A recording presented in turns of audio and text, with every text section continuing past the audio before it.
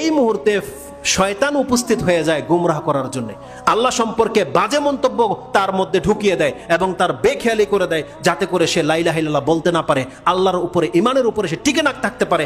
শয়তান সেখানে উপস্থিত হয়ে যায়। আপনি আপনার এই লাইফে জীবনে যত রকমের বিপদ আপদ আছে, আপনি যদি এক এক করে আল্লাহর কাছে আশ্রয় চাইতে থাকেন, কিয়ামত পর্যন্ত দুনিয়ার বিপদগুলো আপনাকে স্পর্শ করতে পারবে না। আর যদি পরকালের বিপদ হয়, সেটা কবরের আযাব হোক, জাহান্নামের আযাব হোক, আপনি যদি আল্লাহর কাছে আশ্রয় চান প্রতিদিন, কিয়ামতের মাঠে মরার পরে আপনাকে তা থেকে মুক্ত করে দেওয়া হবে। এই জন্য রাসূল সাল্লাল্লাহু আলাইহি ওয়াসাল্লাম প্রত্যেক নামাজে কি বলতেন? আল্লাহুম্মা ইন্নী আউযু বিকা মিন আযাবিল কবর, আল্লাহুম্মা ইন্নী আউযু বিকা মিন আযাবি জাহান্নাম। এগুলো থেকে রাসূলুল্লাহ সাল্লাল্লাহু আলাইহি ওয়াসাল্লাম আল্লাহর কাছে আশ্রয় চাইতেন। এবং তিনি আশ্রয় কি চাইতেন?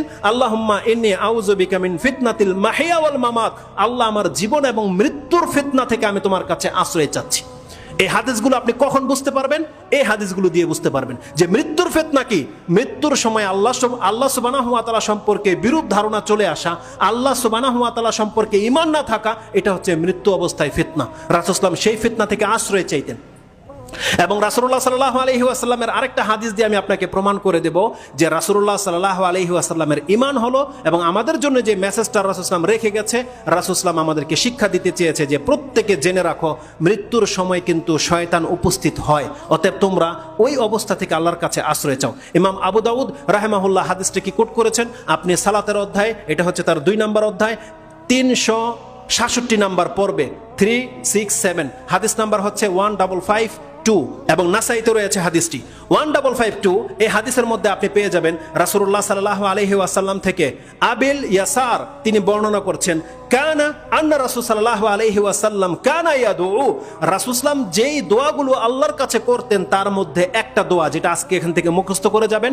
রাসূল সাল্লাম দোয়া করতে আল্লাহুম্মা ইন্নী আউযু বিকা, আল্লাহুম্মা ইন্নী আউযু বিকা আইয়াতাখাব্বাতানি শায়তানু ইনদাল মাউত, আল্লাহ আমি তোমার কাছে আশ্রয় চাচ্ছি শয়তানের প্ররোচনা থেকে, শয়তানের খপ্পর থেকে, যখন সে মৃত্যুর সময় উপস্থিত হয়।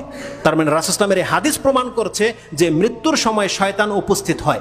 রাসূল সাল্লাল্লাহু বলছেন আল্লাহুম্মা ইন্নী আউযু বিকা আইয়াতাখাব্বাতানি শায়তানু ইনদাল মাউত, আল্লাহ শয়তান যেন আমার মৃত্যু মুহূর্তে আমাকে ছিনিয়ে নিতে না পারে, আমাকে যেন গুমরাহ করতে না পারে, আল্লাহ সেই মুহূর্ত থেকে আমি তোমার কাছে আশ্রয় চাচ্ছি।